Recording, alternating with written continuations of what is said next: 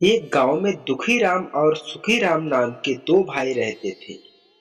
एक दिन उनके पिता की मृत्यु हो जाती है। उसके बाद दुखी राम और सुखी राम अपने खेतों की ओर गए। सुखी राम ने अपने भाई दुखी राम से कहा, दुखी राम, अब तुम मेरे इस खेत में काम नहीं कर सकते हो। ये खेत अब मेरा है। तुम अपना और अपनी पत्नी का ठिकाना कहीं और जाकर खोज लो। क्या कह रहे हो भैया? पिताजी ने तो हम दोनों को बराबर बराबर खेत दिए होंगे। ये खेत केवल आपका कैसे हो सकता है? दुखी राम, ये खेत ही नहीं, पूरा का पूरा घर भी मेरा है। पिताजी ने अपना सब कुछ मेरे नाम कर दिया है। उन्होंने तुमको कुछ भी नहीं दिया है। उन्होंने अपनी सारी चल अचल संपत्ति सब मेरे नाम कर दी है। दुखी राम को जब उसके भाई ने सारी बात बताई तो उसे यकीन नहीं हुआ कि उसके पिताजी उसके साथ ऐसा कैसे कर सकते हैं। आपको पता है भैया? क्या बोल रहे हो आप? ऐसा कैसे हो सकता है? पिताजी ऐसे कैसे कर सकते हैं? सही बोल रहा हूँ दुखी राम। पिताजी ने सारी संपत्ति मेरे नाम कर दी है और उन्होंने तुमको एक फूटी कौड़ी तक नहीं दी। अगर तुमको मेरी बात पर यकीन ना हो रहा हो तो ये देखो प्रॉपर्टी के कागज, इसमें सब कुछ मेरे नाम पर ही है। सुखी राम दुखी राम को प्रॉपर्टी के कागज दिखाता है। ये देखकर दुखी राम के पैरों तले जमीन खिसक जाती है। उसे अपने पिताजी की करनी पर यकीन नहीं हो रहा था, क्योंकि वह अपने पिताजी की हमेशा निस्वार्थ भाव से सेवा करता था। चलो दुखी राम, अब मेरे खेत और घर को खाली कर दो। अपनी पत्नी के साथ कहीं और चले जाओ। अब तुम्हारा यहाँ कुछ भी नहीं है। सब कुछ सिर्फ और सिर्फ मेरा है। क्या भैया, आप ये क्या बोल रहे हो? मुझे आप घर से निकाल रहे हो? मैं कहाँ जाऊंगा और क्या खाऊंगा और क्या करूंगा? दुखी राम, अगर तुम चाहो तो मेरे घर में रह सकते हो, लेकिन एक किराएदार की हैसियत से। अगर तुम्हें मंजूर हो तो ठीक है, वरना तुम जानो और तुम्हारा काम जानो। भैया, अपने ही घर में किराएदार रहना पड़ेगा। चलिए ठीक है, मुझे मंजूर है। दुखी राम दुखी होकर और उदास होकर वहां से घर की तरफ आ जाता है, जहां उसकी पत्नी उसका इंतजार कर रही होती है। उसके घर पहुंचने पर उसकी पत्नी ने कहा, क्या हुआ जी? आप आज बहुत दुखी हो रहे हो और बहुत उदास लग रहे हो।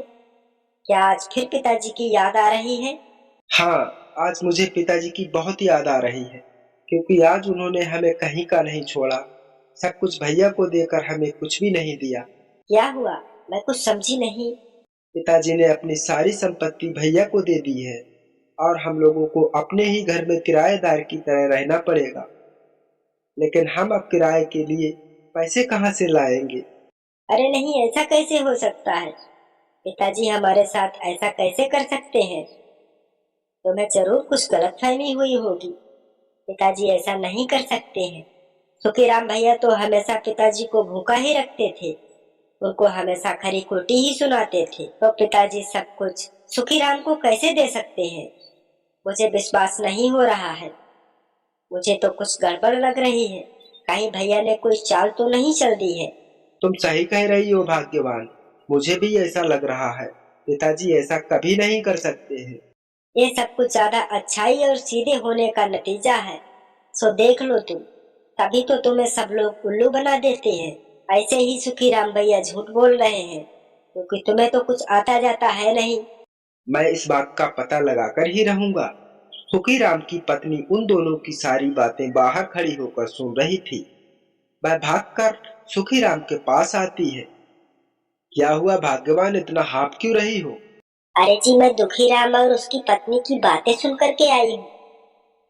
उन दोनों को हम पर शक हो गया है। उन्हें लगता है कि पिताजी की सारी जायदाद तुमने अपने नाम धोखे से कर ली है। हम दोनों ने कोई चाल चली है।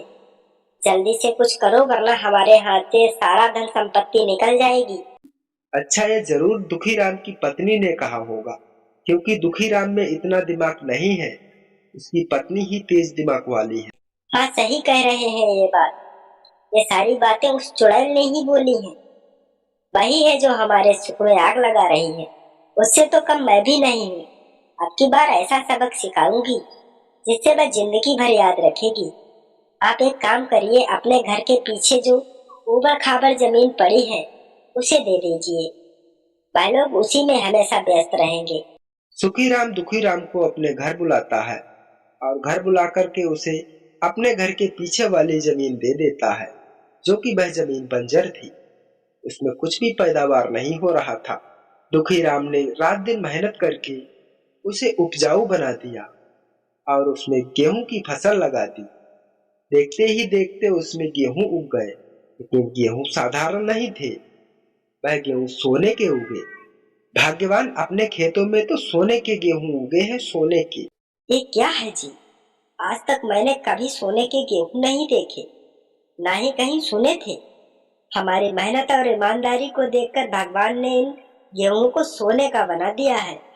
क्योंकि ये गेहूं पीले पीले लग रहे हैं, तो जरूर इस जमीन के नीचे खजाना होगा जो इन गेहूं को सोने का बना दिया है। आप इस जमीन की जब खुदाई करेंगे तो जरूर कुछ ना कुछ मिलेगा। दुखीराम ने अपनी पत्नी की बात मानकर अपने गेहूं के खेत को खोदना शुरू कर दिया। खोदते खोदते थोड़ी देर बाद टन टन की आवाज सुनाई दी। जब उसने वहां देखा तो एक घड़ा मिला जो सोने से भरा हुआ था। अरे भाग्यवान, ये देखो मुझे क्या मिला है, इसमें तो बहुत सारा सोना चांदी भरा हुआ है। इतना तो मैंने अपनी जिंदगी में कभी नहीं देखा है। ये जरूर पिता ने गाड़ा होगा, सबसे छुपा कर, ताकि किसी को पता न चले। शायद यही हमारी किस्मत में था, इसीलिए इतने दिनों बाद आज हमें मिला है। तुम सही कह रही हो भाग्यवान, किस्मत ने हमें इस खजाने तक पहुंचाने के लिए इतने दुख और तकलीफ दिए हैं। इसीलिए कहा गया है, जो होता है अच्छे के लिए होता है। सुखीराम को जब इस खजाने के बारे में पता चलता है तो उसकी रातों की नींद उड़ जाती है और दिन का चैन गायब हो जाता है। वह भागता हुआ दुखीराम के पास आया और बोला, मुझे माफ कर दो दुखीराम भैया, तुम तो मेरे प्यारे भैया हो। मुझसे गलती हो गई थी, जो मैंने तुमको वह बोल दिया था। उस समय मैं बहुत परेशान था, इसीलिए कुछ भी बोल दिया था। अब परेशानी में दूर हो गई है, अब परेशानी दूर हो गई है भैया। भैया, लेकिन मुझे तो ऐसा नहीं लग रहा है। अब तुम ऐसा क्यों बोल रहे हो? तुम तो मेरे भाई हो। अच्छा ये बताओ, तुम मुझे इस खजाने से कितना हिस्सा दोगे? क्या हम इसे आधा आधा बांट लें? मुझे आधा हिस्सा देने की कृपा करें भैया। मुझे इसमें से हिस्सा मिल जाएगा तो मैं समझ लूंगा कि तुमने मुझे माफ कर दिया है। इस खजाने में से आपको उतना ही दूंगा जितना आपने मुझे पिताजी की संपत्ति से दिया था, मतलब कुछ भी नहीं। क्या दुखीराम, कुछ भी नहीं दोगे? मैं तुम्हारा बड़ा भाई हूँ। ये तो पिताजी का खजाना है, इस पर तो मेरा भी हक है। पिताजी की बीमारी का फायदा उठाकर गलती से तुमने अंगूठा लगवा लिए थे। हक की बात तुम ना करो तो ही अच्छा है। मैं आपको बचपन से ही जानता हूँ भैया, आप कितने लालची हैं, कभी सुधर नहीं सकते हैं। इसलिए खजाने में से अपने पिताजी की आखिरी इच्छा पूरी करूंगा और अपने गांव को समृद्धि की ओर लेकर के जाऊंगा। और इस तरह से दुखीराम हर गरीब आदमी की मदद करने लगा।